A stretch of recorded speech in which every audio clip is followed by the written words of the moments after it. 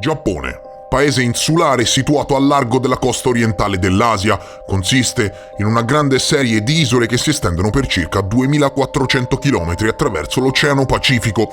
E oggi, cari signori, è proprio lì che andremo, sotto al visibile, sotto al percepibile. Oggi in questo viaggio alla ricerca dei misteri perduti dell'umanità ci rechiamo sotto l'Oceano Pacifico per comprendere appieno se le rovine di Yonaguni siano di origine naturale o se, come affermano numerosi scienziati, dimostrano la prova di una città sommersa. Oggi, cari amici internauti, ci avventuriamo nel paese del Sollevante, un paese ricco di cultura tanto quanto di misteri, e se il limite dell'intelletto è concepito seguendo il principio di autorevolezza che si basa su quello che dicono gli esperti, noi romperemo quei limiti e impareremo finalmente a riflettere con la nostra testa. Oggi, signori, torno ad aggiornare la mia playlist sull'archeologia misteriosa e lo farò portandovi lì dove non c'è ossigeno.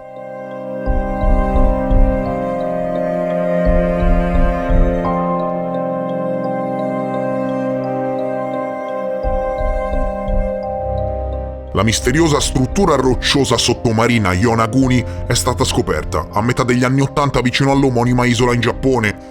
E mentre alcuni credono che la formazione simile alle ziggurat sumere provenga da un'antica città, altri sostengono che sia nient'altro che una formazione naturale. Ebbene, siccome noi altri siamo dei curiosoni inesauribili, oggi ne parliamo. Non c'è modo di accertare niente perché non ci sono né ricerche in atto, né esami al carbonio, né niente, ma ne possiamo parlare. Il sito si trova al largo della costa meridionale di Yonaguni, un'isola nell'angolo sud-occidentale del Giappone. L'isola stessa si trova a soli 120 km da Taiwan e presenta una lussureggiante natura selvaggia con coste sabbiose e fondali profondi, meta inevitabile dei subacquei che vengono da tutto il mondo per assistere all'antico sito e fare escursioni intorno all'isola persi nella natura selvaggia. Non c'entra niente con l'Atlantide di Platone, ovviamente, ma trovo che l'idea di una città sommersa si accosti bene all'immaginario collettivo che hanno le persone della mitica Atlantide, e quindi per rendere l'immagine di copertina più clickbait possibile ho inserito l'appellativo. Scherzo, comunque, signori, il sito, è stato soprannominato l'Atlantide giapponese. Il presunto monumento rettangolare, rilevato per la prima volta da un subacqueo, è lungo più di 50 metri e largo circa 20, e numerosi studiosi che hanno visitato il sito hanno assolutamente riferito di non aver mai visto niente di simile. La sua origine rimane incerta. Secondo alcuni, il monumento è una piramide a gradoni costruita dall'uomo che, oltre a molte linee rette, sembra presentare anche delle incisioni. Inoltre, nelle vicinanze si trovano molte altre formazioni che sembrano suggerire un'antica città sommersa. Questa teoria sostiene che le strutture hanno almeno non effettivi, almeno 5.000 anni e appartenga ad un'antica civiltà perduta, forse le leggendarie Mu o Lemuria. Altri ricercatori invece sostengono che il monumento sia naturale, modellato nel corso degli anni dalle correnti sottomarine, e affermano che la simmetria delle rocce non è così pronunciata come riportato. Quali evidenze saltano all'occhio, cari signori? Non ci prendiamo in giro, basta questo. Hai mai visto una formazione naturale sottomarina di questo tipo? No, dubito che tu l'abbia vista. Ecco, fine. Tanto semplice e fine delle speculazioni. Vi sembra normale una cosa del genere sott'acqua? Se non esiste da nessun'altra parte del mondo fatta in questo modo, ma solo in questo preciso luogo, 2 domandine in merito all'artificialità della struttura me le farei, no? La struttura sembra avere un senso, ok? Non sembra essere per niente una formazione naturale, e oggi indagheremo in questo senso. In realtà è stato per caso che Kiichiro Aratake ha scoperto quello che alcuni scienziati chiamano il ritrovamento archeologico del secolo. Ha scoperto la misteriosa struttura nel 1986 mentre si tuffava al largo della costa di Yonagunijima alla ricerca di un nuovo posto per vedere gli squali martello. Tuttavia si è inavvertitamente allontanato dalla zona di sicurezza designata e dopo poco il subacqueo si accorse che di fronte a lui giaceva una massiccia struttura di pietra sul fondo dell'oceano ad una profondità di circa 35 metri. Ha esplorato il monumento ed è rimasto sbalordito da quanto fosse colossale. A causa della pesante incrostazione di corallo era difficile determinare esattamente cosa fosse, ma incuriosito lo circondò ancora e ancora, scattando svariate fotografie prima di tornare a riva. Masaki Kimura, professore di geologia marina e sismologia presso l'Università di Ryukyus, ha trascorso anni a studiare il sito, ha osservato e raccolto moltissimi dati nel corso degli anni e sebbene le sue scoperte fossero molto profonde, ne seguirono controargomentazioni e dubbi. Come per ogni altra grande scoperta, se ci pensate, no? Pensate che Galileo dovette andare a processo rinnegando tutto quello che aveva scoperto se non lo facevano secco come un croccantino. Ecco, è il processo naturale delle cose. L'uomo è talmente arrogante che di fronte a situazioni che mettono in dubbio l'intera storia scritta si risente e preferisce chiudere gli occhi invece di porsi domande.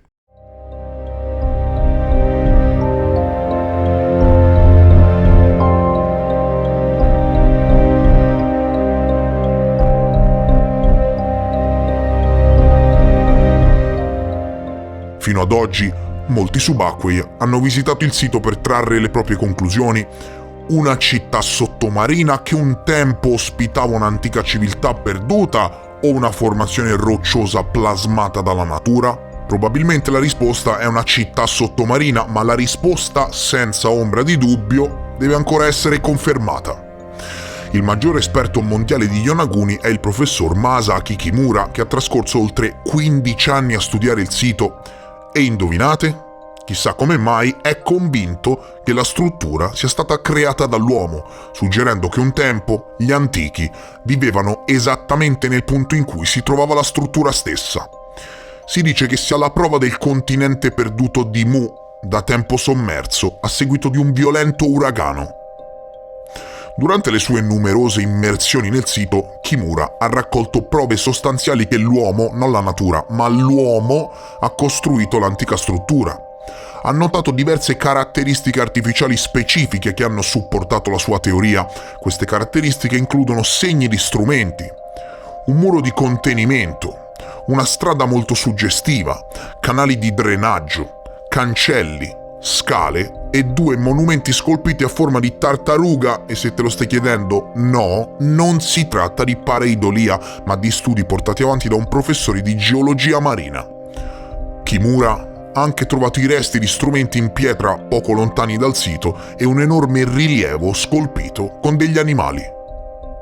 Ora, in modo più scientifico che speculativo, come si fa ad indagare determinati siti con l'aiuto della tecnologia? Ebbene, te lo dico io. Con la topografia. Kimura accerta che la sua ricerca e la topografia sottomarina dell'isola di Yonaguni mostrano prove specifiche di un'antica città persa nel mare. Trovò anche molte altre costruzioni. Queste includono una serie di templi più piccoli, un possibile stadio e strutture stradali definite per collegarli e in aggiunta a ciò le tavolette recuperate chiamate Okinawa Rosetta Stones sembrano suggerire prove scritte dell'esistenza dell'antica città.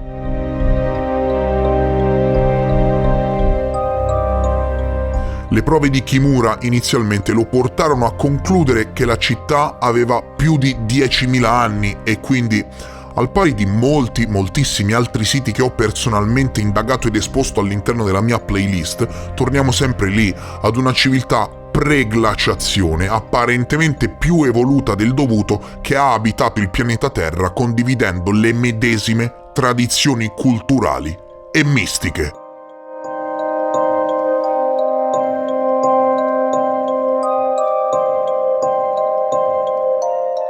Gli scettici, o insomma le persone che non sono d'accordo con le conclusioni del professor Kimura, generalmente contestano qualsiasi speculazione in merito ad antiche città sommerse in generale, e il mistero di questo sito non fa eccezione.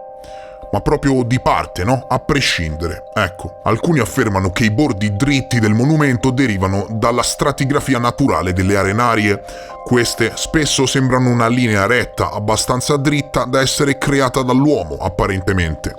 Robert Scotch, professore di matematica e scienza alla Boston University che si è immerso nel sito, ha dichiarato: parti isolate di esso sembrano create dall'uomo, ma quando le guardi nel contesto vedi come, in questo caso, le fini arenarie si dividono lungo pianure orizzontali che ti danno queste caratteristiche regolari.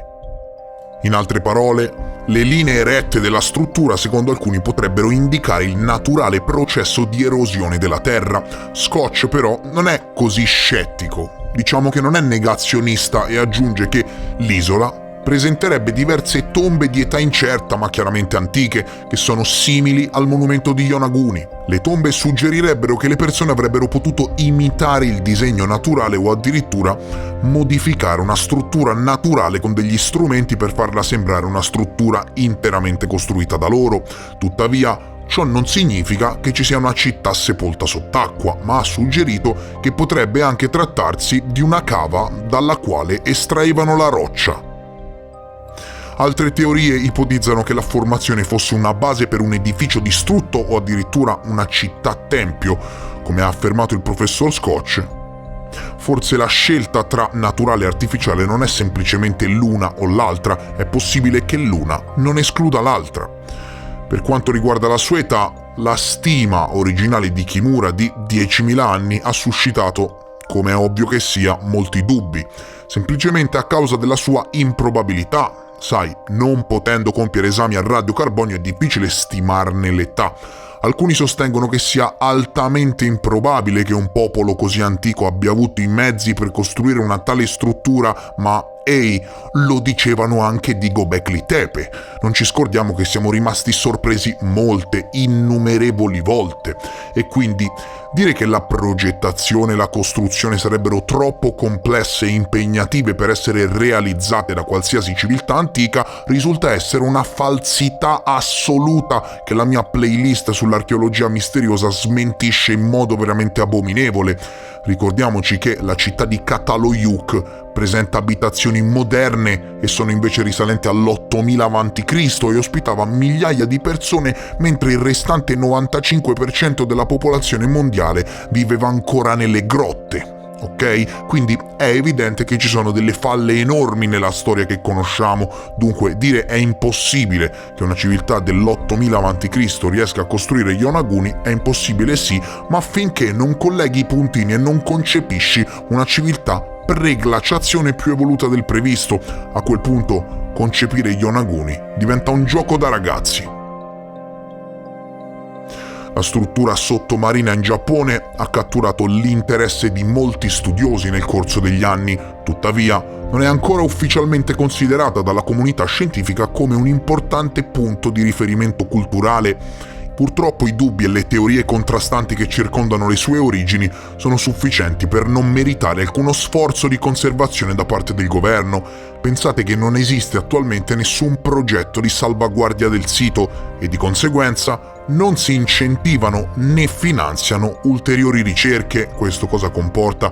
Questo comporta che se veramente è stata costruita dall'uomo non lo scopriremo mai. Ma comunque, se pensate che questa formazione sia naturale, cioè scordatevelo proprio, ok? Cioè per me bisogna anche essere piuttosto fuori di testa per affermare che sia una formazione naturale, ok? Io non ci credo, personalmente.